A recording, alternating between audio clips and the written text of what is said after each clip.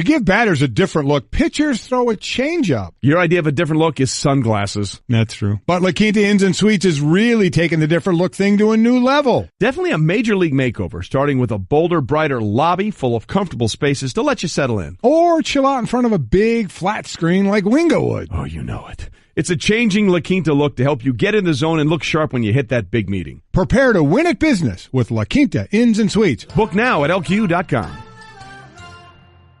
Listen up, people. We got a big favor to ask, and we promise it won't take too much of your time. You know our show's supported by some fantastic sponsors, right? Well, we'd love to hear your feedback. Head to ESPNPodcastStudy.com and fill out a short, anonymous survey. That's it. We swear. No more. Again, that's ESPNPodcastStudy.com. It was a day of celebrating on two coasts yesterday.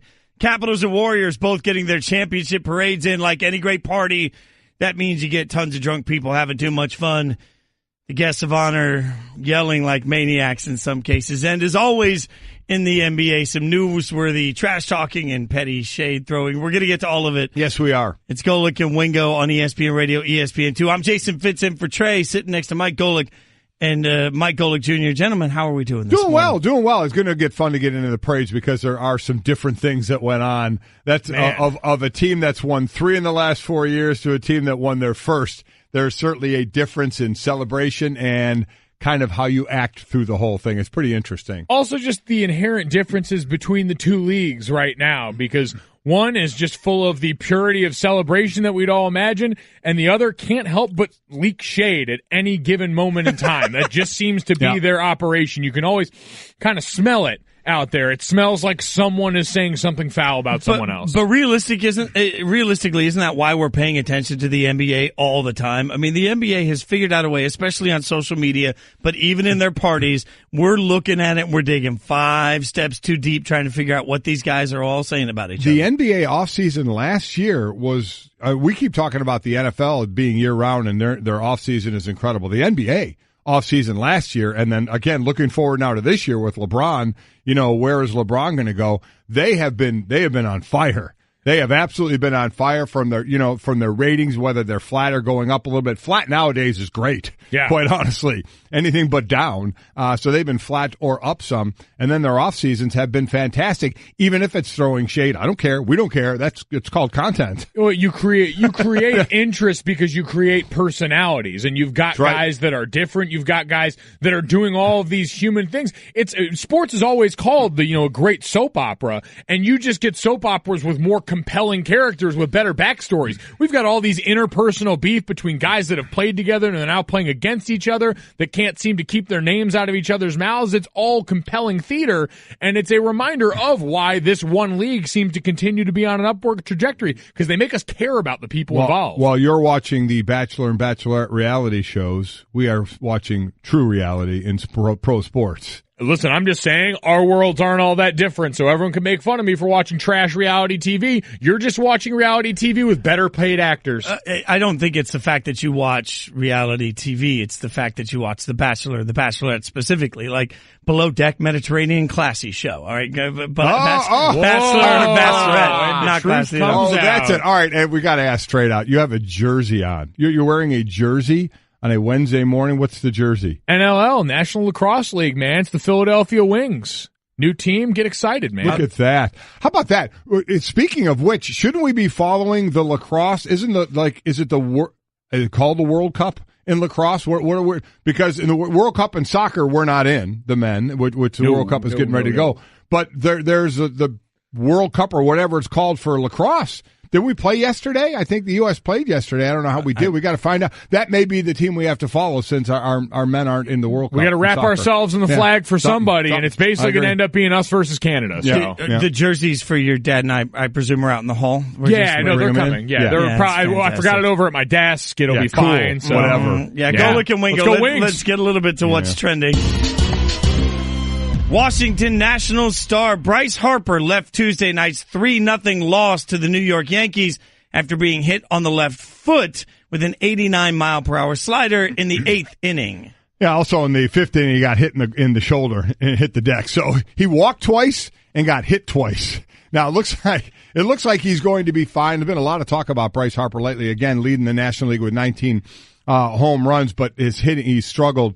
hitting the ball. They didn't struggle hitting him yesterday. As I said, hit twice. What was it, in the shoulder or the elbow? One of the two. He was elbow, I think. In the elbow and then in the foot. So he left the game. Looks like he's going to be fine to play tonight, though it was the Yankees getting the 3-0 win. Gregorius got the 2 home runs in that game for the 3-zip win. The Nationals do get Daniel Murphy back for the first game, his first game back from injury. He was 0 for 4, but they could use him to start hitting as people are talking about this as the possibility of a World Series preview. Yeah, these have been two great teams all throughout the year, and for the Nats, a little bit of a setback. It's the perfect information, the perfect dump day for something like that, while you've got the Caps victory parade going on. Because for the Yankees, it was all good news, to your point. Didi Gregorius, they come into this leading in, runs per game, leading the league in home runs as well.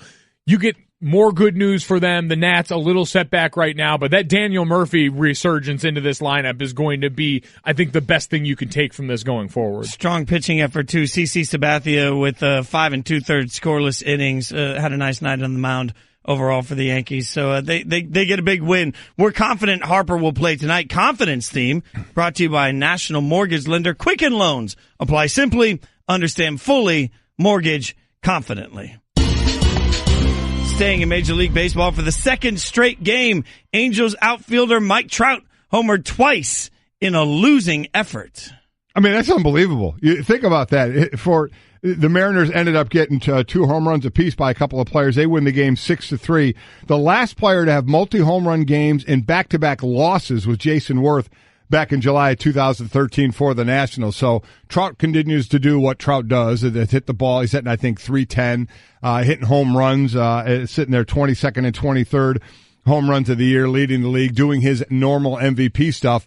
But unfortunately, the win doesn't come along with it because Seattle does them one better with a couple guys hitting multis. Yeah, normal there, but how about the abnormal here? Seattle now, a half game up on the Astros in the NFL West? The NL West, the NFL West. There's a fine.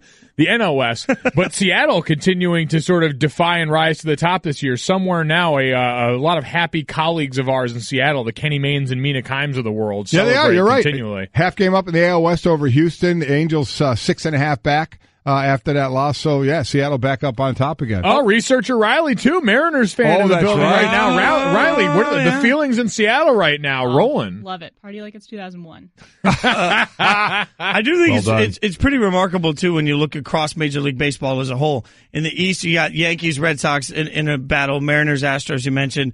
In the NL yesterday, the Cubs, Brewers, that series is obviously, they're separated by half a game in the standings. Right. All the way across, it feels like there's a reason to watch a couple of teams in every division. So it's really compelling, tight baseball so far this season. And not even at the All-Star break yet. Trade deadline, we'll always have some fun with that, so we'll see where it goes. Well, we'll stay in baseball, but it's not as much fun here. It was a rough night. Miguel Cabrera left the Tigers 6-4 loss to Minnesota. This is how it sounded. Hitting .320 with nice numbers all around. There's a swing and a miss, and Miguel just dropped his bat, turned and grabbed his left arm. 97 won the ticket on the call.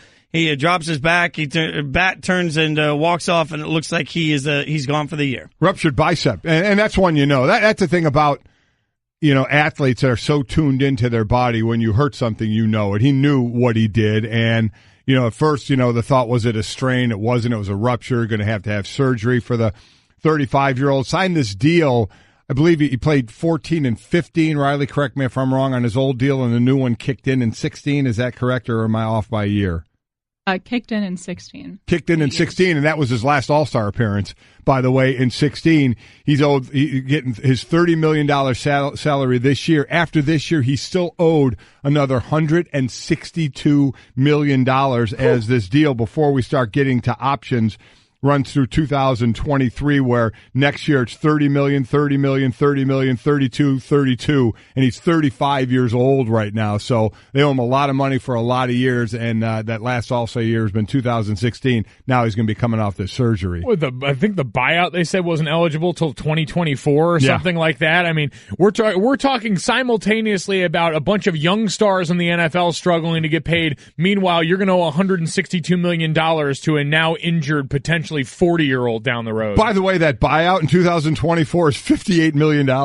I mean, it's ridiculous. That is not bad money if you can get it. You know you're talking silly money. Smokes. When he signed that deal, LeBron actually tweeted out at the time, wow, should have played baseball. When NBA players are basically looking at it saying should have played. But there is a real-life effect of this for the team right now. This is what Detroit manager Ron Gardenhire had to say after the game. Very sad day for a baseball team, though. He's a special player and a special person to have around here, and that's a blow. I felt terrible when I saw him do that, so just one of those things. He took a swing, missed the ball, and the thing popped. Pretty sad. You can tell by his reaction that it was a pretty grave injury. You could see him. When he left his bat and started walking, he knew it, and he felt it. He felt it pop, and, so that's a bad feeling.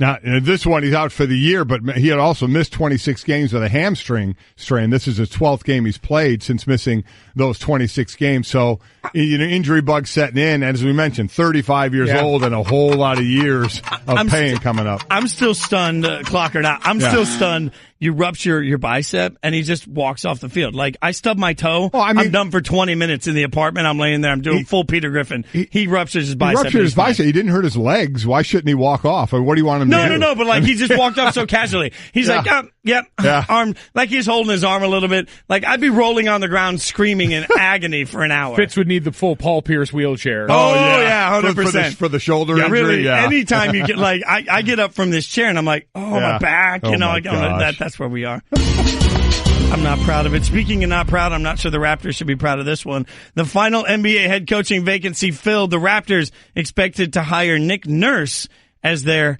next head coach. Nurse was the assistant coach there for the last 5 years under Dwayne Casey. I mean, I'm trying to figure this one out other than more than we're firing him because we need to show like we're doing something. Nick Nurse has been under Casey, for about 5 years now?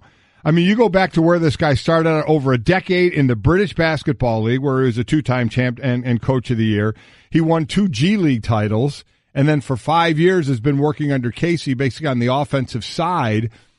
And you're going to hire him for a team that, Fitz, we were talking about before the show, has no cap space, no draft picks, basically have what they have for a while now, and you got rid of Dwayne Casey and you hired his assistant. I don't really get it. Of what went on there. The only thing I can think of is that idea, and we hear it all the time in points in sports, but maybe that voice has gotten stale in the room, and maybe new leadership is necessary. A lot of people credit some of that offensive change that we saw, that new style from Toronto this season, with what he had done, with him being sort of the offensive coordinator for this group. In Nurse, so maybe there's part of that and just saying, you know what, we liked the direction it was going with you at the helm as a key portion of changing this offense. Let's keep it going that way while also just giving the guys in that room a new voice to respond to. Really, the most important offseason move that the Toronto Raptors can make is getting LeBron to the Western Conference. Yeah, that would be. And oh, by the way, didn't they have 59 wins this year? I mean, with Dwayne Casey as the head coach? I mean, I know that the postseason didn't go well. I get it, but the regular season was pretty darn good. And I know you're not living on your regular season, and it's been the fallout, especially to the Cavaliers. But man, that still feels like I get what you're saying, Mike. But man, it still feels like we got to do something just to say we're doing something. It feels to me like they're just buying a year, right? Because they got DeRozan, Lowry, and Ibaka all through contracts through 1920, team controlled 19 through 1920 season. So this gives them a year to figure out, what they're really going to do when they rebuild the entire franchise from the bottom up in a year. The Kobe Bryant School of Championship Building. Just figure out a way. Figure it out. Just figure it out. Just figure it out. Well, figuring it out's what they're doing in Indianapolis. You know, it's a Wednesday in June when an NFL quarterback throwing a football is news, but that's where we are. Andrew Luck throwing not a normal football, but he's throwing a little football, and that counts. Yeah, we're going to get, I know, more into this, but I remember last year when we were discussing this through now saying, well, he hasn't thrown, and I'd be like, who cares if he hasn't thrown? It doesn't have to worry about not throwing now. It's just about camp, and then we obviously saw what happened. Mike, I'm amazed at this. We have seen injuries last for a while and a residual effect of an injury and then coming back from an injury. I'm amazed at this one. And just what is wrong with that shoulder and how long it has taken to come back and the lack of actual trust in knowing, we know, as we're going to play the sound at some point of him saying he's going to be back.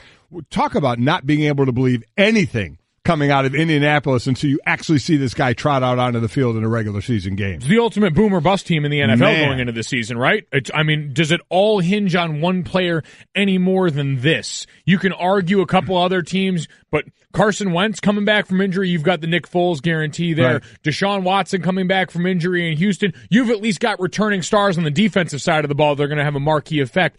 Andrew Luck is so the sun and the moon for this team that you're right. Until I see him in a regular season game, until I see him walk out of the field week 1 against Cincinnati, I'm still going to be like, really? Well, and even when he does walk out on the field, there has to be some rust, right? There has to be some concern about the fact that it's been so long since he played a game that mattered. Mm-hmm. Do we have any idea what he will look like as a quarterback? Rust and then trepidation of him hurting it again. I mean, this is at a point where this guy was throwing privately with his coach Frank Reich and telling Frank, please don't tell the media, of that I'm throwing right now. I mean, it's so clandestine. It's unbelievable what's going on with his throwing, and all the passes yesterday were short 5-yard passes and such. It's really been amazing. It's a guy who's been so beaten back by this process, who's so afraid of another setback becoming part of the story that he wants to avoid having it come out at all costs. And you mentioned boom or bust. I think that's sort of a concept in general for the AFC South, which I think this year is one of the toughest divisions to predict because Deshaun Watson, we don't know what that's going to look like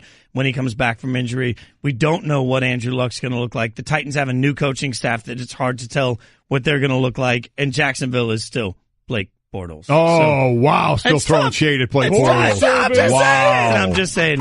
That gets you caught up on what's trending. I beat the bomb. Nice. I beat it barely. You're listening to Golic and Wingo. We're presented by Progressive Insurance with more than 30 unique coverage options available. Progressive knows small business. Learn more at progressivecommercial.com. I'm Jason Fitz in for Trey, sitting next to Mike Golic Jr., And before we get into all the football and all the Andrew Luck talk, let's have a little fun with the parades. Okay, there was a tale of two different cities yesterday and two different styles, really, right? As you guys mentioned, the Capitals get their first parade. Washington gets their first championship parade in 26 years. And as a result, and not unexpectedly, given the way that Alexander Ovechkin has been partying with the cup, it sounded like they were having a good time. Check this out.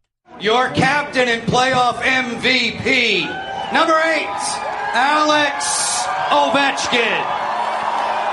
The one and last thing, before the year, I said, not me say, it's just us saying, we're not going to be sucked this year. We're the Stanley Cup champions! Yeah!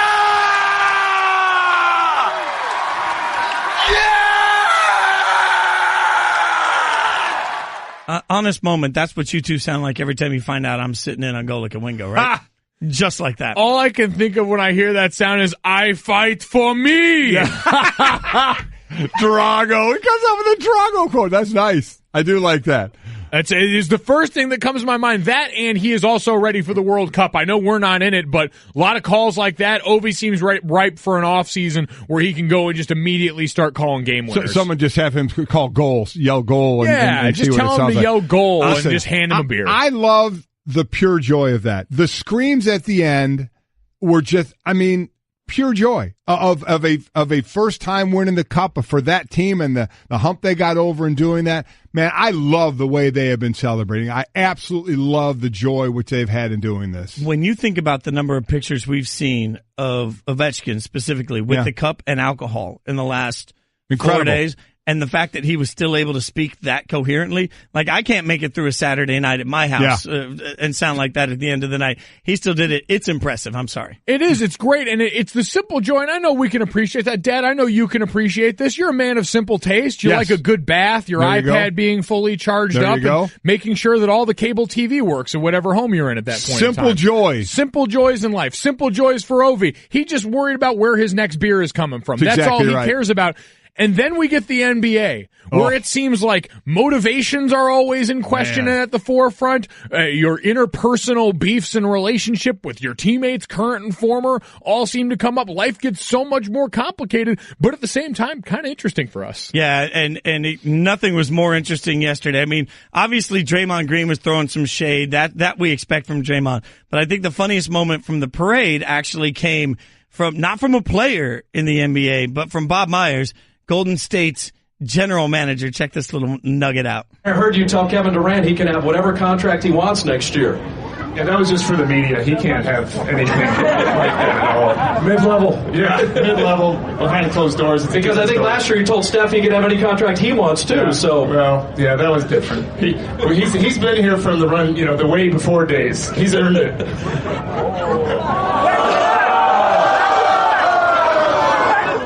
That moment of everyone pauses and then goes, oh, I mean, that is priceless. I think he's looking for the stint to headline SNL. Saturday Night Live. I think he's just trying to kick out the jokes, and trying to think of the jokes, and that one I'm sure is going to be played an awful lot today. Did anyone know what Bob Meyer's voice sounded like before the last 2 days? Nope. This guy has made a name for himself first, going all the way with all of the Kevin Durant love a day ago. Man, that seems like a long time ago at this point now. Yeah, now you put it in with Steph, who's been here through the good times and the bad, and he's earned it. And I mean, listen, do I think it was anything more than joking around? I don't think it was anything more than that. There was nothing serious about that. But who's not going to understand Kevin Durant earning the money and getting the money for being the second best player in the league that he's going to get? But you're right. The differences of that side. Draymond Green has won. They have won. He has 3 championships in 4 years, yet he's still going to wear a shirt with an Arthur fist on it with 3 rings on it. I mean, at what point do you just say, dude, we're the champs? We're everything comes to us. We don't have to send any messages anymore. Yet that's all what happens is messages are being sent. It's unreal. When you have a chance to stunt, you stunt. Yeah, but where's the fine line between, and this is the difference between big boy and little guy, right? When you say you have a chance, you do it. But then there's the flip side of it. It's like, well, obviously they're in his head, right? There's a little moment like if you are in your championship parade and that's your moment where you're suddenly going to use it to try and trash LeBron and go at Tristan Thompson, I don't understand it. Hell, LeBron and them did the same thing. We remember that Halloween party when they had all those 3-1 cookies in there. This is just what these guys do, man. They like to remind each other. We talked about this the other day when Lonzo Ball released that diss track for Kyle Kuzma, and we talk about this is just the language that guys speak in the locker room where you're constantly just throwing barbs at each other. That's how most, friends, especially guy friends, always say, this is just the way that we show affection. Well, it may not be affection, but this is just the way guys operate. Try and one up one another. And I don't mean guys in general like that, but I mean guys in sports, people in sports settings. That's the way you operate in any locker room, as male or female. When you're in these athletic settings, competition is such a firmly ingrained part of your being that when you got the chance to throw it in someone's face and you're good enough to probably do it again next year and the year after that if you want to, comes a little easier. Well, we'll get in later into the show on why the Golden State thing could be coming to a close faster than some of us think. But it's Golic and Wingo on ESPN Radio, ESPN2. We're presented by Progressive Insurance. All the phone guests join us on the Shell Pennzoil Performance Line. Coming up, an NFL quarterback threw a football yesterday, and that's significant. Hey everyone, Mike Golic here. Support for the Golic Wingo podcast comes from our friends at Rocket Mortgage by Quicken Loans. Chances are you're confident when it comes to your work, your hobbies, your life. Rocket Mortgage gives you that same level of confidence when it comes to buying a home or refinancing your existing home loan. Rocket Mortgage is simple, allowing you to fully understand all the details and be confident you're getting the right mortgage for you. To get started, go to rocketmortgage.com/Mikes. Equal housing lender, licensed in all 50 states, NMLS, consumeraccess.org number 3030. To give batters a different look, pitchers throw a changeup. Your idea of a different look is sunglasses. That's true. But La Quinta Inns and Suites is really taking the different look thing to a new level. Definitely a major league makeover, starting with a bolder, brighter lobby full of comfortable spaces to let you settle in. Or chill out in front of a big flat screen like Wingo would. Oh, you know it. It's a changing La Quinta look to help you get in the zone and look sharp when you hit that big meeting. Prepare to win at business with La Quinta Inns and Suites. Book now at LQ.com. Yeah. Man, a classic. Springsteen. Nice job, Cliff. What totally a timeless overrated. America. Totally overrated. Springsteen. What? Springsteen overrated. You know what? I know everybody's going to be this song. No, Bruce Springsteen as a whole overrated. Overrated. See, my co-host Sarah Spain is going to murder me for saying that. She went to see his project. Okay, he's got some good songs, but we make it out like he's suddenly this the greatest thing since sliced bread. I take Bon Jovi over Springsteen any day. What? Yeah. Okay. No. The full band, not just John. I want my Fire Richie Rising. Sambora. Listen, I love Bon Jovi. I Don't want get my me Richie wrong. Sambora in See, in now this, but yes. normally a statement like that, because I have said I think the Beatles are overrated, to which everybody yells at me. I like all of the Beatles when they've done individual songs. I think as a group, I understand their cultural significance, but I think overrated a bit. Him saying Springsteen is overrated. Now, normally I'd want to yell a lot, but the dude does come from music, been around it. Again, fiddle player for the band Perry, for those who may not know. So do we have to take his word a little more or still call him nuts? Well, I think it's like anything else. Like, we heard Kobe Bryant espouse of a lot of opinions we disagreed about yesterday in the realm of basketball, and we still got to. I'm more concerned about his safety in this environment, because it's pretty well documented at this point that the majority of, let's call it what it is, old white sports writers really worship at the altar of Bruce Springsteen, and you are in their den right now. Wow. You are in the lion's den. I did not see this the coming. number of my close friends here and elsewhere that are now deleting my number. Somebody has so to you say believe his whole catalog, the whole thing is overrated? No, but I think you can have one or two good songs and it doesn't make you like he's out of him. So one or two good songs you think Bruce Springsteen has had? Yeah. I mean, I can't go we're just too throwing it nuts out there, because yeah. I can't go too nuts because I as I said, I think the Beatles are overrated. Okay, do you want to tell me that have you ever been to a Springsteen concert? Yes. Okay, you want to tell me at some point you didn't check your clock and think, oh my God, when does this thing end? See, but that goes against the narrative that we're all supposed to espouse, is he's this unbelievable performer, and even if he gets up there in age. He played for 3 hours, and I'm thinking, oh God, somebody kill me. But Just wait take a me minute. out in the back. Don't we all chuck sit me here? into But 2 hours too long. On the other side of it, aren't we all always about, hey, man, I want to get my money's worth of this or money's worth of that? You know, the expensive concert tickets, the dude plays for 3 hours. Yeah. You get your money's worth. Yeah, you greedy musicians hiking up ticket prices. He's got a lot of hits, so he can play for 3 hours. Okay, you know what? If I played an NFL game for 3 hours, would you want to watch me do that?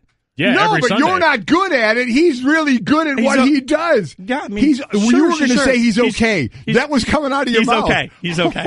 That's what I'm going to say. He's okay. Okay is a word people hate when they love or hate something. Like Springsteen's okay. Man. I'm going to get off Twitter for the rest of the day. Hey, how was your blind date last night? It was okay. Yeah, I mean. Wow. It's Uh-oh. Okay, it's already starting. By the way, you're really put a lot of shrapnel going to come the way of your former bandmates too. Jeff David already. The band Perry is overrated. See, now they're coming.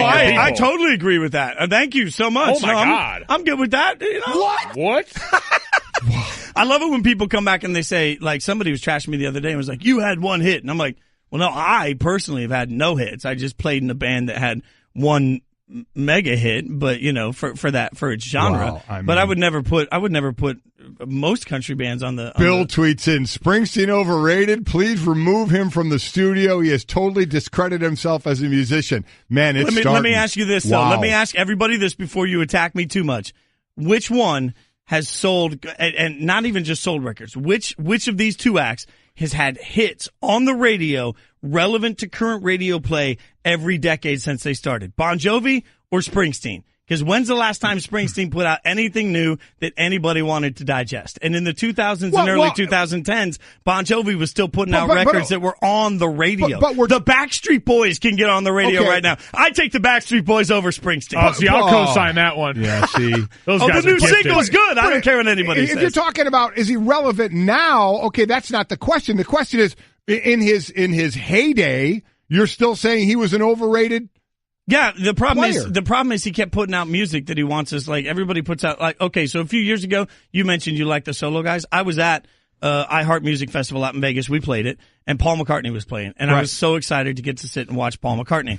And I was sitting next to all these massive Paul McCartney fans, and I'm not kidding. About 15 minutes into Paul McCartney's set, we were like, oh my God, what is he doing? He was playing all new Paul McCartney stuff. Guess what? Nobody wants new Paul McCartney. Right. So, you know. I had that happen with Third Eye Blind. I was floored. After Lollapalooza in Chicago, they were playing a smaller venue, and they came out right before it started and said, "We're glad all the real fans showed up here. We know you don't want to just hear the normal hits. We're playing nothing but deep cut Third Eye Blind." And I went, "Oh boy, this night just took a turn." You know what? Bartender. Then that's another reason Springsteen can play for 3 hours, because you know every single one of his songs. Do you though? Do you? Riley, Springsteen's like NPR. How many number 1, top 5, top 10 hits Springsteen's had? It may take you a while because there's going to be a lot. Post 1990. No. Post 1990. That's not the discussion. The discussion isn't how relevant it is today. It's like when he was in his heyday, how good was he? So you're saying in his heyday he was overrated. I would take the Eagles and Aerosmith in their heyday over Bruce Springsteen in his heyday. Okay, well, this opens up perfectly to our leave us a message at 860-506-5505. Jason Fitz, formerly of the band Perry, musician, 10 years old. He was at the Juilliard School of Good People That Play Music.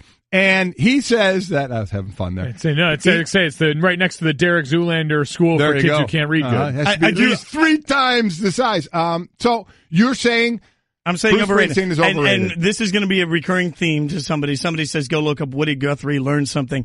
Guys, I have been in the music business for 20 years. That's the one thing I'm going to say. And I will say this. I've been nominated for roughly 15 Grammys. I've won 1. So I think I know a little bit of I can still listen to music and not like the same things that you guys Wingo. like. I was going to say, this is Wingo versus Ryan Hollins all over again. I'm going. No, because I'm going to Twitter guy. That's totally different. Well, 860-506-5505. Tell us artists you think are overrated right now. We're airing musical grievances this morning. Wow. It's Golic and Wingo. I'm Jason Fitz, in for Trey, sitting next to Mike and Mike Jr., presented by Progressive Insurance. All of our phone guests on the Shell Penzo Performance Line. I thought we were going to get into this, but then I destroyed the whole thing. We'll get to the NFL quarterback who threw a football yesterday. Also, a little creeped out. I found out that Golic Sr. is a Bath guy in the open of this segment. Whoa. So much to get to today. Plus, we'll also tell you why Golic is the smartest one up here. Next, you're holding up the line, ma'am. What did you say? You're next in line for the water slide, ma'am. Feet forward and enjoy the ride. Okay, dearie. This does look fun. Whee! You melted me. I've melted. The Wicked Witch of the West on a water slide? Surprising. What's not surprising? How much you could save by switching to Geico. See what you've done. Oh! Geico. 15 minutes could save you 15% or more. It's Golic and Wingo on ESPN Radio, ESPN2. I'm Jason Fitz in for Trey, and it's time for Straight Talk, brought to you by Straight Talk Wireless. Best phones, best networks, no contracts.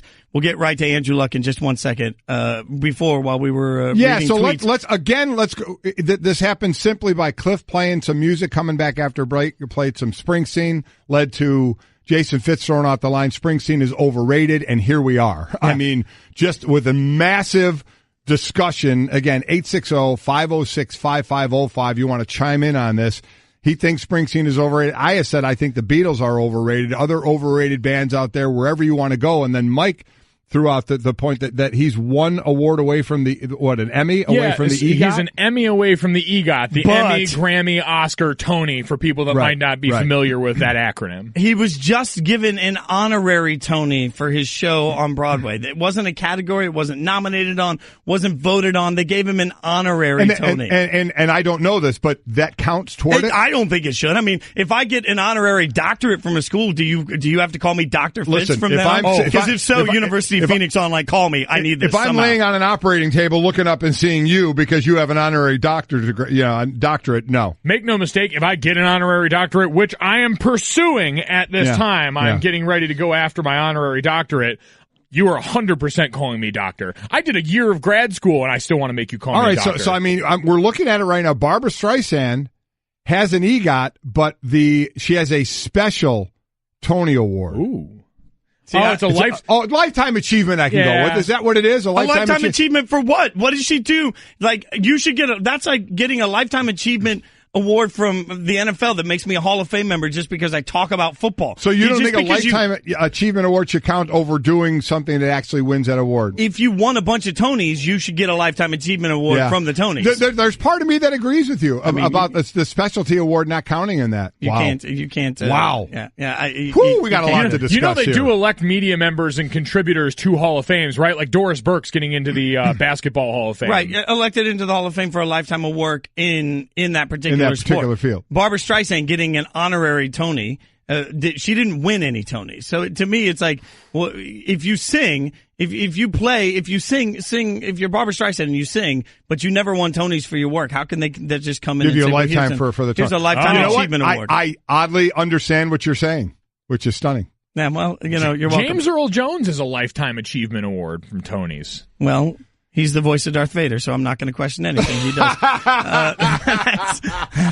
That's what it all comes down to. I promise we'll get to sports here. Andrew Luck threw a football, and it was a tiny football, not a normal football. Well, not a tiny. Was it a Nerf football? Well, for him, it was a college-sized football. The one that had the tail on it that whistles when you throw. I do love those. Like the Whopper Jr. of footballs. So he throws the Junior Bacon Cheeseburger because I'm a Wendy's guy, remember. He throws that of footballs. He throws a college-sized football 20 to 25 times. Everybody sees it for the first time, and now we are all just up in arms and jumping around and doing all sorts of cartwheels. This is what Andrew Luck had to say about throwing his tiny football.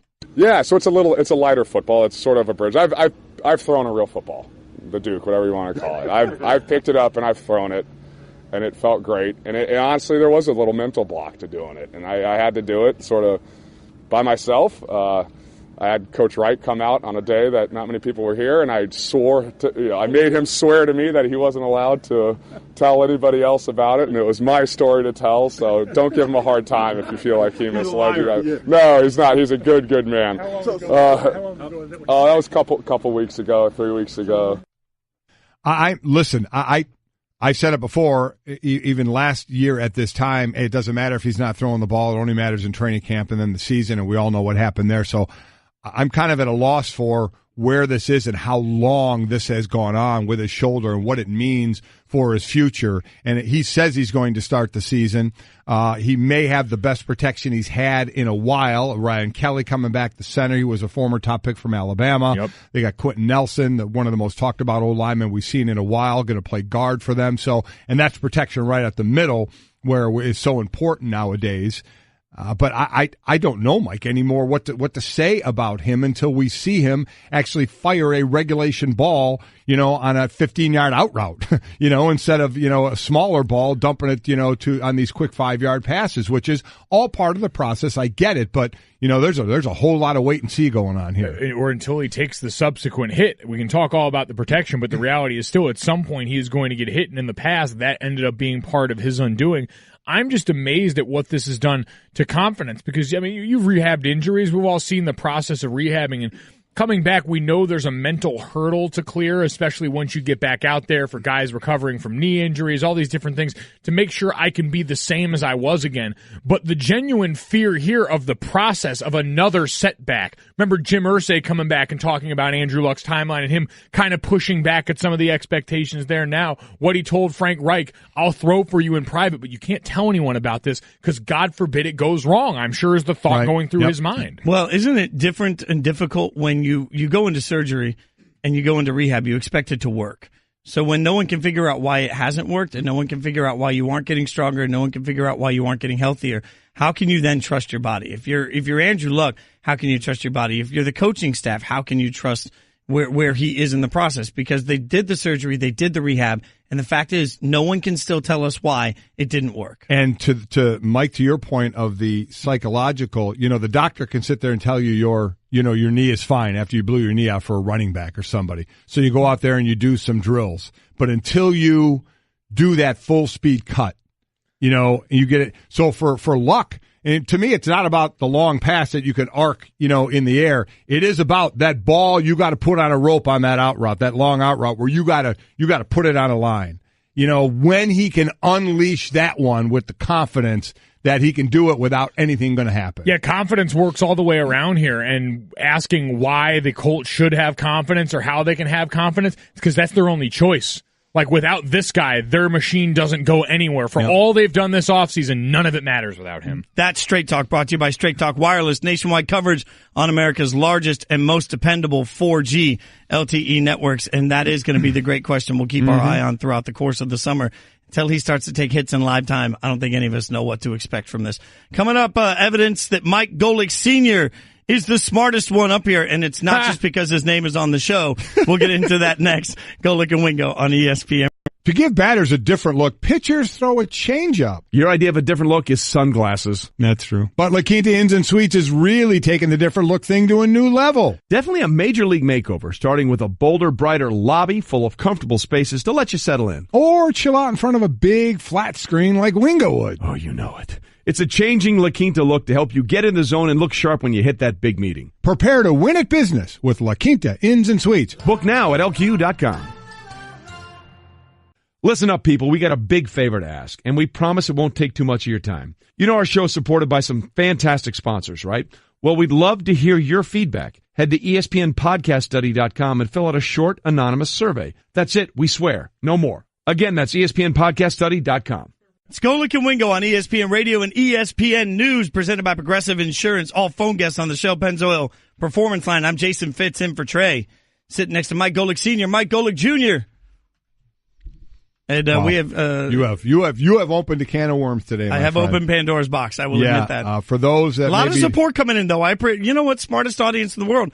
Lots of support coming in. Well, and what Jason is talking about is in the first half hour of the show, we'll come back from doing a Sports Center, and Cliff plays great music all the time, and he played some Springsteen, to which Mike and I started jamming a little bit, going, "Yeah, the boss," and to which you just kind of off the cuff said, "Overrated." Springsteen is overrated. Not the song that was playing, but Bruce Springsteen overall. And it has absolutely blown up in the Twitter world. You, again, can leave us a message, 860-506-5505.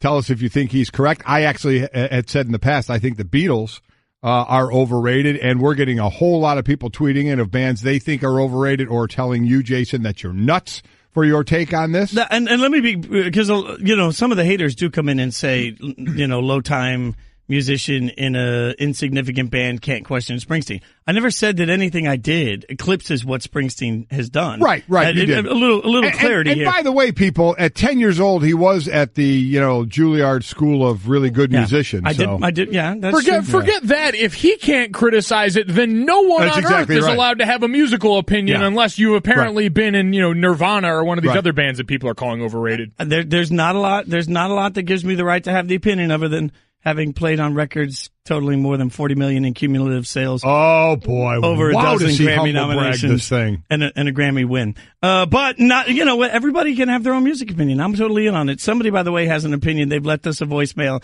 I don't know if it's about my music, but it's about me. Let's see what this is. This is Kim from LaGrange, Indiana. Jason Fitz, you think Bruce Springsteen is overrated and 3 hours is too long to watch his concert? This 4-hour show is too long to listen to your laugh. Goodbye. Let me just say this. You need a hug. It got no further than this is Kim from LaGrange, and I knew she was ticked. You could tell. Just play the beginning of that. Just the beginning. This is Kim from LaGrange, Indiana. That's it. I could tell from that she was coming after you hard. You know what, Kim from LaGrange, Indiana? Yeah. You need a hug. I hope you have hugs and chocolate chip cookies all day long, because then you'll know the joy that comes with my laugh. Chocolate chip cookies. Yeah, well, Mike's making them. We'll get into a little bit. We do have some. We'll get to why you're the smartest guy in the room. Yes, we will. We'll get to that. We'll get to that. But there's some breaking news, so we're going to go straight to what is trending. Breaking news just coming in, hot off the press. That's for you, Kim. The World Cup has been announced that it will be hosted in North America. The U.S., Mexico, and Canada selected to host the 2026 World Cup. So, again, United States, Mexico, Canada, 2026 World Cup. We're hoping to be in it. That would be bad, wouldn't it? Yeah, no. Have we ever had, Riley, I don't know the host city, not being in it would be bad. I can confirm that would be bad. That was no. Research that's confirmed that would be bad. You know where I was going of other host cities. I again have no idea about host that. Countries, by the way. Host countries. Fine. Yeah, I don't mean cities. Sorry about that. Yeah. But that's the news. United States, Mexico, Canada, 2026. And by the way, the ticket sales for this have been led by, outside of Russia, the United States, correct? I think they've sold over 88,000 tickets for people to go to watch out. I mean, that's fantastic. And it makes sense. Highest average World Cup attendance was the 1994 World Cup hosted by the United States. Exactly. So this is the first time they've ever had a World Cup hosted by 3 countries at once, giving it all to North America. The U.S., Mexico have both hosted World Cups before. The only other time 2 countries hosted was, I believe, Japan and South Korea in 2002 co-hosted that World Cup. So we got to get our act together by then. It is going to be interesting to see how they split all of that and who gets what games and how different different countries are sent to different pieces of that, because when you talk about 3 different countries coming together for one bid, we're all going to have the expectation to get some of the marquee action from it. So I'll be curious to see how that plays out. And to your point, Mike, 1994, 52 games, United States, and when it was in the U.S., 3.6 million in attendance. That's the most. Woo. The highest average World Cup attendance, 1994, when it was in the U.S., it was just under 69,000 per game. So, it's impressive what they've done. But you're right. Now splitting it the 3 ways to Mexico, Canada, and the U.S., we'll see how they do that. Again, I just hope we're in it. God, that would be devastating. Wow. As rough as it's going to be, and listen, it's still going to be plenty of marquee sports on during the daytime for us to watch in a period of the summer. It is devastating to not have our personal rooting interest in this, and to watch everyone else come into your backyard. That's kind of what the Minnesota Vikings went through, on the cusp of maybe being and playing in a Super Bowl in their home city, and then having to watch the team that just beat you go on and play in your stadium and win it all in your stadium. That's the kind of soul-crushing feeling that would be at stake and while I don't sit and watch a lot of soccer, I love watching the World Cup, and I will still obviously watch this World Cup, but we're not in it, so it'll be less interest than when I watch the men or the women, especially our women in the World Cup, where the top team are usually battling for the gold in this, and no host country has ever not been in the World Cup. Y'all no pressure, guys. You're setting the expectation too low. I don't want to get in. Got till 2026. I want to win. I mean, why not? We can win the World Cup on home soil. That's where I'm. You know what? You're cute. Thank you so much. You know what? You're cute with your thoughts. Pretty darn good looking yourself there, my friend. Things got weird. Washington Nationals star Bryce Harper left Tuesday night's 3-0 loss to the New York Yankees after being hit on the left foot by an 89-mile-per-hour slider in the 8th inning. By the way, he was hit twice. In the 5th inning, he was hit in the elbow as well. He was walked twice and hit twice. I did not realize this. This from our researcher, Riley. Harper's been hit by a pitch just 20 times since entering the league in 2012. That stuns me. Since 2012. It is definitely lower than I thought. For comparison, Anthony Rizzo in the same time span has been hit 102 times. 5 times more than Harper's been hit. I would have thought, especially, listen, baseball and with Harper's attitude coming in and, the new guy, a new way of playing baseball, you thought he'd have got drilled way more than 20 times. I was going to say, we need to figure out a way to quantify intentional hits like that, exactly. Retaliation hits to see where Bryce Harper leads in that. Yeah, I mean, that becomes the great question. Why not more? And that I'm stunned at that number. Well, and it's still, we've got all eyes on Bryce Harper because whatever he's doing right now isn't just about this season. It's also about next season and where he's going to go. There is a curious piece of this. We talked yesterday about Bryce Harper's struggles. I wonder if in some ways that, I know this sounds terrible, I wonder if in some ways that actually benefits the Nationals, like makes it easier to figure out how to keep him, and maybe after he gets a mega deal from them, maybe he turns things around. Apparently they've got anonymous GMs on the payroll. I heard you this morning saying some anonymous league official from one of the teams said that Bryce Harper was a selfish loser. Wow. That's a tough call. Well, you wouldn't even say that about me, so that's not to your face at least. Okay, well, thank you so much. Be anonymous. A jury has ordered the Rams to pay $12.5 million to Reggie Bush for an injury sustained while he was playing in St. Louis before the team moved to L.A. So here's the deal. He was with the 49ers. He was returning a punt, and he went out of bounds. And after you pass a certain part of the out of bounds, it's concrete in the stadium in St. Louis. And he stepped on that. He slipped, and he tore a ligament in his knee, and he was done for the rest of the year. And he sued basically everybody, the team, the county, the whole deal, and did that in 2016, I think it was. And the verdict came back $4.9 million in compensatory damages and $7.5 million in punitive damages. So $12.5 million for stepping on some concrete a little bit past the out of bounds in the stadium. If I knew that was going to happen, I'd have done that a long time ago. I'd have thrown myself headfirst into that concrete. Holy smokes! Fix me. If you guys had both been running as fast as Reggie, well, that's a good point Bush. there. I'm just saying. It's a lot harder to slip when you've not hit Mach speed. That's true. Bush said, "I'm very happy with the verdict. The people decided fairly.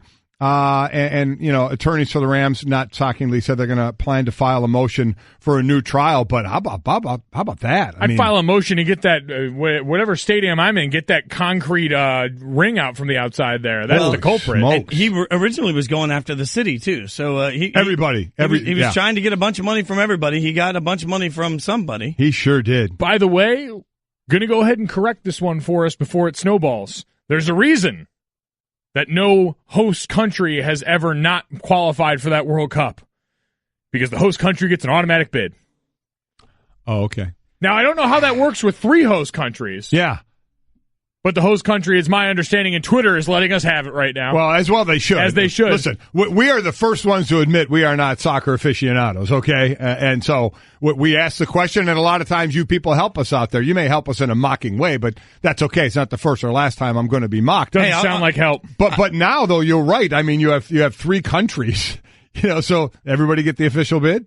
Or the automatic bid? I don't know how it works, but I'll take Brian's advice. We got 8 years to bone up on it, so I got 8 years before we're here. Yeah, exactly. Brian, I'll be better. I'll do brush better tomorrow. up on everything come 2026. Speaking of Reggie Bush, by the way, he had a lot of winning moments in his career. Winning moments brought to you by La Quinta Inn and Suites. Book at lq.com and win at business. It's Golic and Wingo on ESPN Radio and ESPN News, presented by Progressive Insurance. I'm Jason Fitz in for Trey, sitting next to Mike Golic and Mike Golic Jr. Now, this morning on First and Last, which is hosted by some guy, I don't know. First and Last, before us, you and I, Mike, we were getting ready for the show, and we heard some audio from NFL live from our airwaves. Yeah. And it got heated, and what it comes down to is contract negotiations. Right. And we're at this spot where, as you guys know, several different notable guys under contract are holding out and waiting for more money. And that ranges from Khalil Mack and Aaron Donald to Le'Veon Bell. And so there's several names in the equation. Specifically in this instance, guys on that last year of their rookie contract, guys who that 5th-year option. So Aaron Donald, Khalil Mack, Zach Martin, Odell Beckham Jr. Another name got thrown in, Taylor Lewan. Taylor Lewan is held out from held out from the official minicamp. Well, it got heated yesterday when some of our NFL insiders, Adam Schefter, Teddy Bruschi, and then Bill Polian, who used to be a GM, chimed in on sort of where they fall on this debate. D. Smith agreed to it. These players, and if these players don't want to do what their union agreed to, and these players didn't, well, then if every player did, they're bound by the collective bargaining agreement. This is their only recourse, though. This is all they got, Bill. I'm not arguing with that. Right. What I'm saying is that they don't have a right to do this. They're taking some risk by doing it. They are not entitled to get a new contract. And Aaron Donald's not entitled, but he's also made $1.8 million the last 2 years. Call D. Smith. Okay. So he's got to do what he's got to do. That's perfectly fine. To get fair. D. Smith that they're referencing is DeMaurice Smith, the head of the NFL Players Association. And look, if anybody's heard me on any platform, be it this show or be on Spain and Fitz from 6 to 9 p.m. Monday through Friday, on the usual show that I'm on, I've said for a long time that whatever players don't like, they need to collectively bargain. And I understand where Bill Polian is coming from in this instance. However, it's very difficult to sit there and ask the Aaron Donalds and Khalil Macks and Taylor Lewans of the world to just accept a collectively bargained fate that was bargained long before they were ever in the NFL. This is a really tricky situation. I think there's more gray in it than just black and white. Well, a couple of things. First and foremost, that when we talk about what players should collectively bargain, believe me, being involved in this and being someone who struck in the NFL back in '87 when we walked out and missed some games and missed some paychecks just to watch the Stars break the picket line, and as us foot soldiers were going, wait a minute, I thought we were in this together, and we weren't, because it's very difficult for players to win in that situation. When we talk about collectively bargaining something, what I think everybody needs to understand is, as a union, what players try to do, and it's very difficult because this is a sport with the most players. So getting all the players to agree on something is difficult. You would be in that meeting room as with your union rep, and basically, I'll be honest, a lot of guys didn't care. A lot of guys just said, well, whatever you think. Whatever to the union rep, whatever you think, and then the union rep represents your team to the union.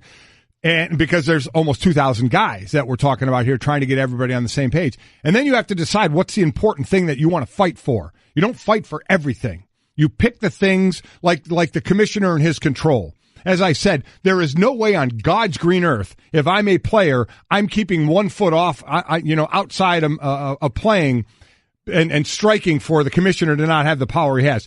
That affects a few dozen people, not 2,000 people. So that's not what I'm fighting for when everybody's saying, oh, they need to get that bargain differently. No, they don't. They need to pick the things that affect the majority of people to try and change for the players today and the players going forward. That's what they need to do. And then the players going forward, they do have to live with the CBA that was bargained. I disagree with Bill Polian when he says they don't have the right to do it. They absolutely have the right to do it. Where he is correct is they are not entitled to a new contract. That is true. They're not entitled to it, but they have the right to say, I'm withholding my services because I don't like what I'm getting paid right now. And then basically you're going to have a standoff and see who wins that. So I do want to address the first part of your conversation, though, Mike, because as somebody that's been in many unions myself and been a part of collective bargaining in a different medium, while you can say, okay, a few players are affected by it, so I'm not going to strike for that. I understand that logic, but then you don't get to complain about it. That's just if you guys as a collective bargain, as a union, decide not to fight for something, you don't get to complain about it. I agree with that. So to me, I'm with you there. Whatever you may bed not like it, but it's there. Yeah. Whatever bed they've made, whatever bed they're in, they've made. And while it may have made sense in the negotiation process, doesn't change the bed that they're in. Now, to Bill Polian's point, I think it feels like Bill's like sort of stodgy get off my lawn guy in this instance because he's saying you don't have the right. You're absolutely right. Khalil Mack can choose not to come in. Right. And if he chooses not to get paid, he can choose that. And I think the best point, and I know this is where you're going to go, Mike, is that we live in a world, like it or not, where the teams have absolutely no obligation to these players, but the players have all obligation to the teams. It's an insane system to me. Well, yeah, I mean, the Bills' main point is they are supposed to honor the contract. You sign this contract, you're supposed to live it out. Only one side of this bargain is beholden to that ideal that we owe finishing out the life of this contract, that you play the contract and this is what you signed up for and this is what you do. This is a performance-based industry, man. If that player doesn't perform well enough, you're going to cut him 2 or 3 years into that contract. And conversely, if that player 2 or 3 years into his deal says, you know what, I'm outperforming what you guys are paying me, he has the right, or right's a stupid word, all that stuff. I get so bogged down with the idea of people throwing rights around. You know what, that player can stand up and say, hey, I got one option in this situation. And this is the weird part for me that Bill Polian is bringing this up like this is something new. Players have been holding out to try and get contract for a while now. Bill is well acquainted with how the game goes, so bringing up this idea that you're supposed to honor the contract and talk to the CBA, this is part, I mean, you can explain to me that, yeah, I'm not supposed to go above 55 on the highway, but I do, and sometimes you get popped, but the rest of us kind of understand this is business as usual. Yeah, we've got these parameters in place, but we rarely ever follow them. Teams will re-sign players well before this at certain times, and teams will wait all the way up until the end. Now, the real question involved in here is how much does holding out actually still help the players at this point? Because if you're looking at who has leverage in what situation, how much is holding out really helped Aaron Donald at this point? How much has holding out really helped any of these guys who have all the leverage based on their play and where they stand in the market at their position? And yet if those guys can't turn that and manufacture it into leverage, how effective really is the practice at this point? Well, how far are you willing to go? Because what did Aaron Donald do last year? He showed up and he played. Well, no, I guess that's my point is we understand too, like that's how it goes. You're not going to miss real time in the season, so holding out in the offseason, how effective is it? It's not effective. That's what I mean, but we're still doing completely agree. And so anybody that's missing a mini camp right now, all they're doing is making the statement that, okay, right now you're crystallizing for us that you are now willing to hold out at least of that official thing, whatever the fine may be. But let's be honest. It only matters if you start sitting out games. That's when it hurts the team, and that's when it hurts you. Well, okay, I think it hurts the team after the fact, too, because these are all guys that are going into that 5th year of their team option and then become free agents after that. And so if you really want to jilt a guy enough to where when it comes to free agency, you risk losing Aaron Donald or Odell Beckham Jr. or Khalil Mack, that's the risk that you have to play out, and that's the decision you have to make as the team is how valuable is this guy to me? That's where we're going right now. Does a player have the gumption to sit out real games? And then does the team have the gumption to have that kind of bad will that's letting him do that says, well, no matter what he does now, because some players will say, if I start this season and don't have a deal, I'm going to play, but you got no shot at signing me next year. You've aggravated me enough. I'm going to be a free agent. I'm going to take care. Now, they can get franchise tagged as well, and that could start the whole process over again. But that's what we just saw with Kirk Cousins, right? There are a handful of players that if they're willing to bet on themselves, they can change this narrative completely. While Bill Polian wants to come in and say, guys, they're not obligated to give anybody a new contract. They signed a deal. The more guys that Kirk Cousins, the league, and decide, okay, fine. If, and I'm not saying this would happen, but if Aaron Donald or Khalil Mack decided, fine, franchise me this year, franchise me next year, you're going to end up in a situation where these guys will control their own destiny if they're willing to put their money where their mouth is. And it's still a risk to be franchised, because when that franchise first came out, players loved it because they were like, wow, I'm going to make the average of the top 5 players at my position if you franchise me. Now they hate it because they're like, wow, for 1 year, I'm going to make what the top 5 make. So you know what I'm not getting is that $50 million guaranteed. For Aaron Donald, say he doesn't sign and goes next year and they franchise him, for his position, it'll probably be $17, $18 million right in that area there. So he would get guaranteed $17, $18 million, which seems great. But if he signs a long-term deal, you're talking about $60-some million that he would have guaranteed. Yeah, that's what he's looking for. It's going to be interesting now, and because Kirk Cousins has sort of started this trend, for how many guys does it make sense if you start seeing shorter deals? Because to your point, it's a 1-year window where your money is fully guaranteed on that franchise tag. Yeah.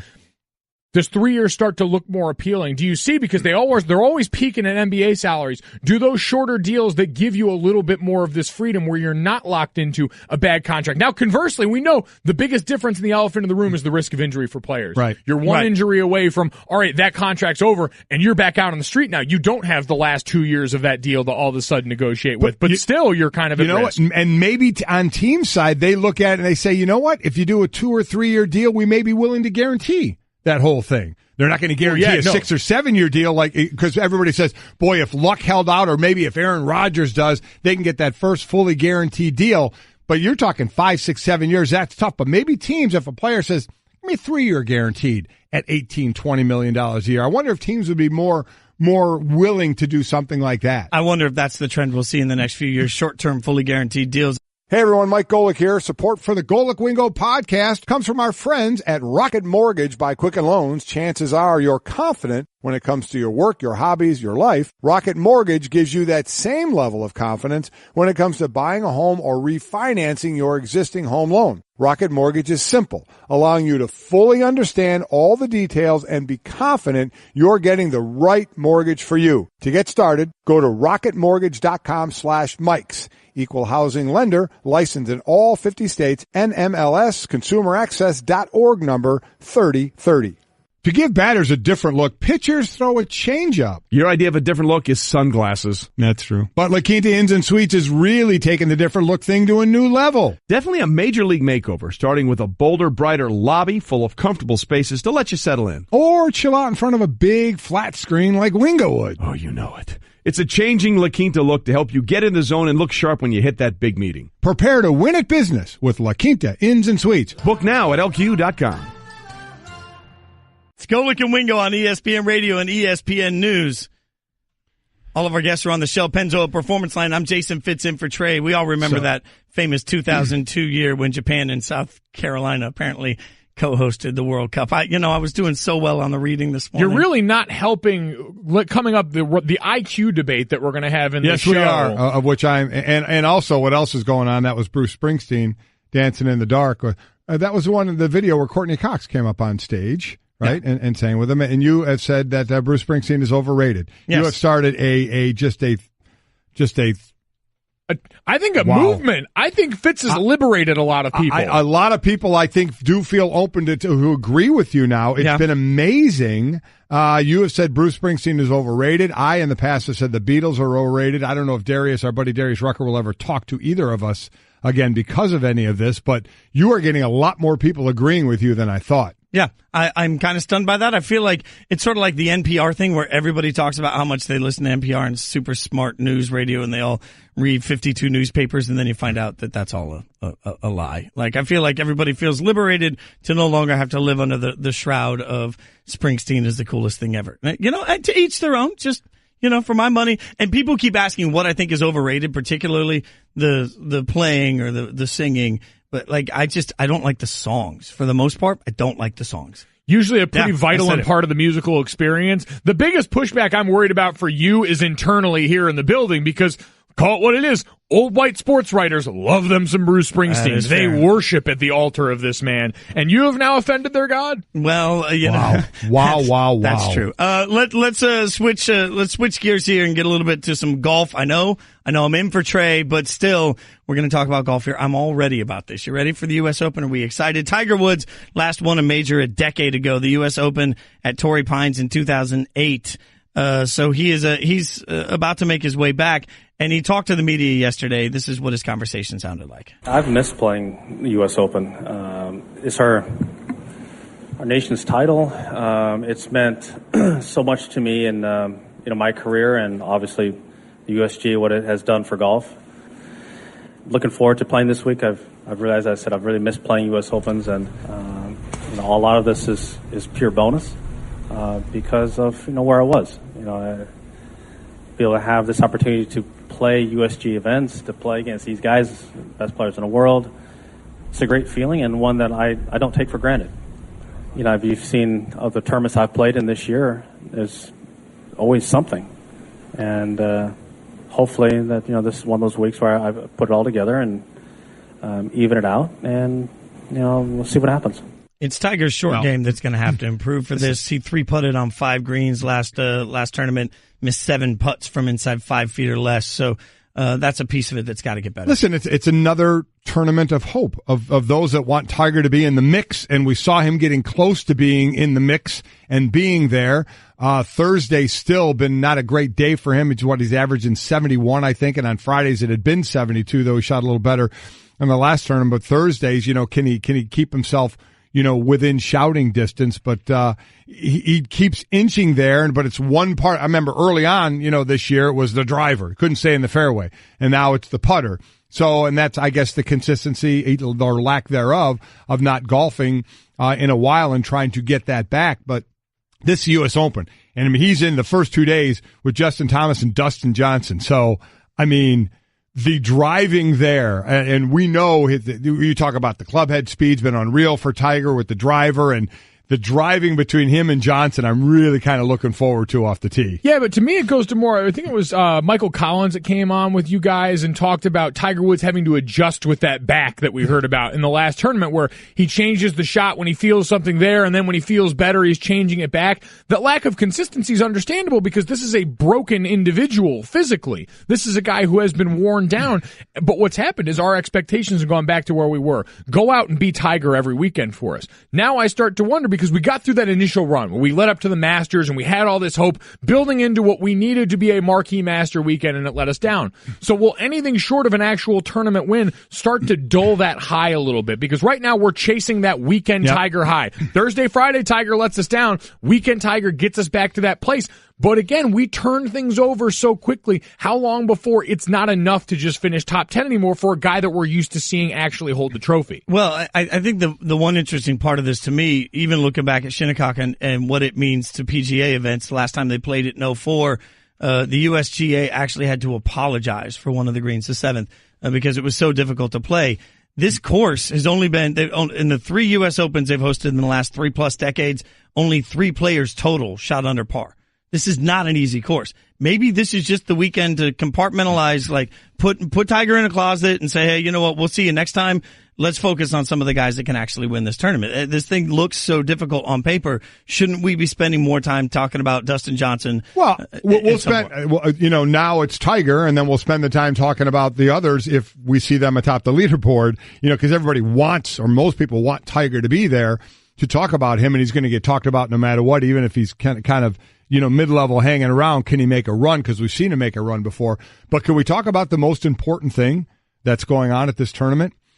Is the area where the golf course is, players will go there and they'll have a house they'll either stay in, or some stay at a hotel, or whatever the deal is. There have been some players where it has taken, because of traffic and or a fender bender, 2.5 to 3 hours from where they're staying to get to the golf course. Tiger has remedied that situation. He's staying in his yacht. He pulled his $20 million yacht. It's called Privacy. Is pulled into the Hamptons area at the end of Long Island in the vicinity of the host course of Shinnecock. And he has said, the guys, it has taken a few hours to get there. He said there's a good chance you could see some missed tee times if there's an accident, if these guys can't get there. So this was his funny little quote. Staying on the dinghy helps. The dinghy. He called his $20 million yacht the dinghy. Now, he did it tongue-in-cheek. We're going to have some fun at this. But he's staying on his yacht. What are the chances? How close it is, the vicinity is, his ability to get to the golf course. What a great advantage that is. What a great thing to have a $20 million yacht. If the three of us just went, to the course this weekend, do you think we could get on the yacht?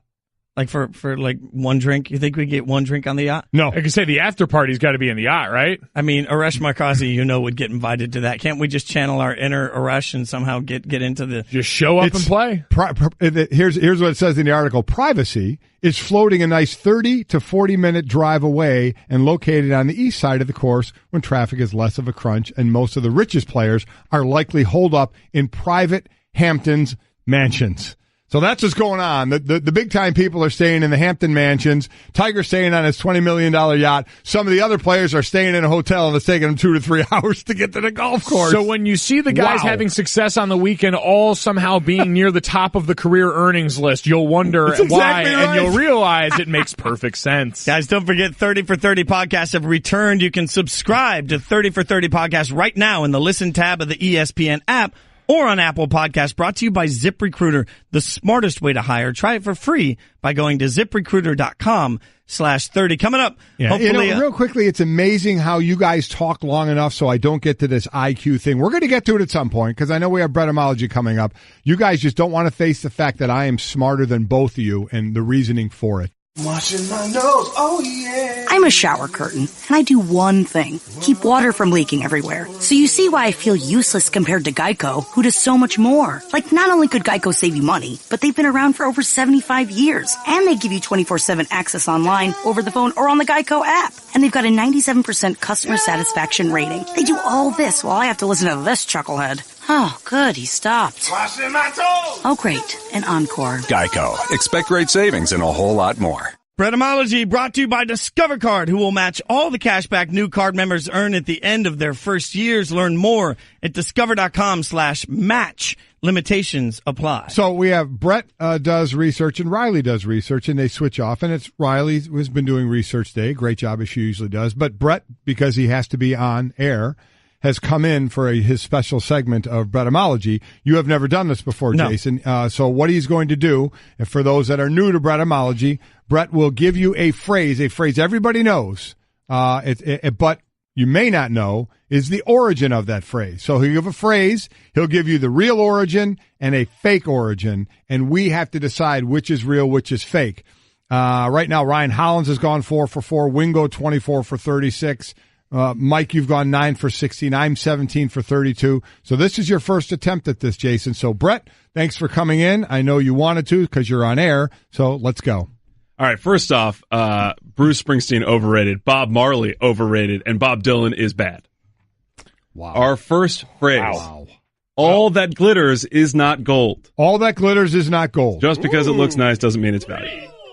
Is it from friend of the program, Bill Shakespeare, in his 1596 play, The Merchant of Venice? Quote, "There is a written scroll, I'll read the writing. All that glitters is not gold. Often have you heard that told." Originally the word was glisters, but that has since been replaced by the more modern glitters. Or is it from the 12th century French monk and poet Alain Delille, who wrote, "Do not hold everything gold that shines like gold," thought to be originally a line in one of his many lectures in Paris. I rarely want to go away from my buddy Bill, so I think I'm going to go with 1. Give me 2. You're going 2? I'm going 2. You're going 2. 1. It's the French guy. There we go. 2.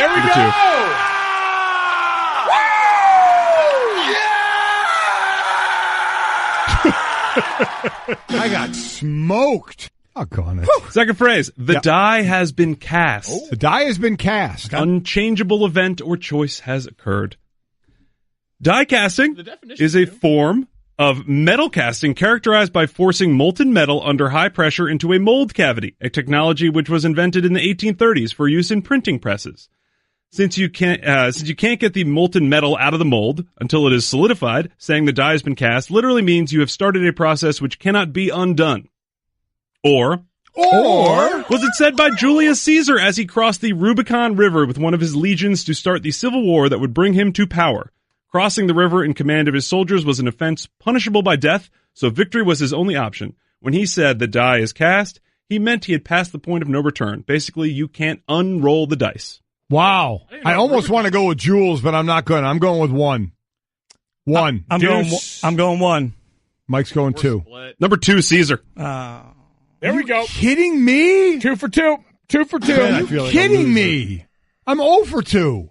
The third phrase, and this is the weirdest research that I've done for any phrase. That's a tease. Grand Poobah. Grand Poobah. Someone with an important title but no real power. What?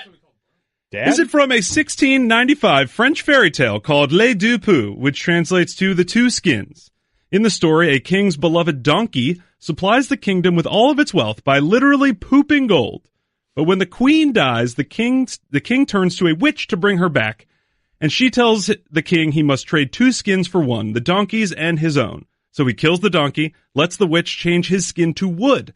When the wife comes back, she returns to a husband she doesn't recognize and a kingdom which has lost all of its wealth.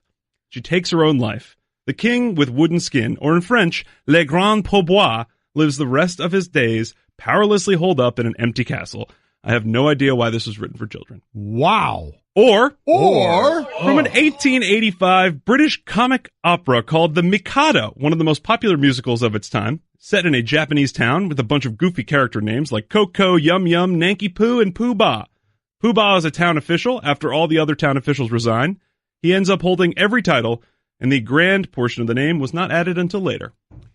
I'm going with the poop and gold, number 1. I checked out. I didn't take my Ritalin. I checked out midway through number 1, so I have no idea what it is. I'm taking 2. Give me number 1, and if Brett made this up, I'm convinced he's a serial killer. Yeah. A lot of French today.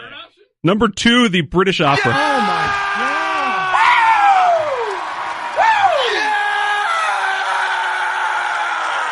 The more I hear that sound of Ovechkin, it sounds like Stugatz to me. Unreal. I'm 0 for 3. What's the last one? The last phrase, keep at bay. Keep at bay. To prevent something from advancing. Mm-hmm. Is it from an Old English translation of a French word, abe, meaning to bark? This was largely used in reference to hunting dogs. If a dog was at bay, that would mean the dog would be barking at something, but not attacking it. Or, as we often do, we're going to take it to the high seas. Did it originate as a nautical term? Most frequently in the 17th and 18th centuries in relation to naval warfare.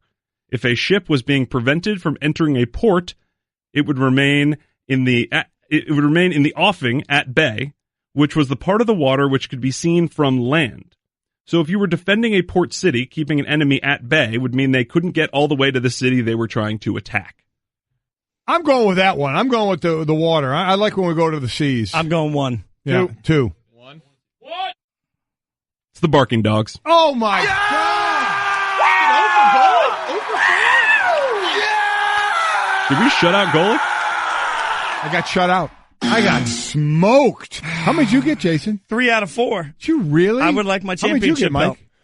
2 for 4. How about that IQ test, huh? Can't wait to get to that story now. Oh, yeah. Well, the one in the middle was idiot. obviously the smartest. Coming up, we're going live to Shinnecock, where Tigers looking to snap a decade-long drought. Dustin Johnson looking to buck a historical trend. Golic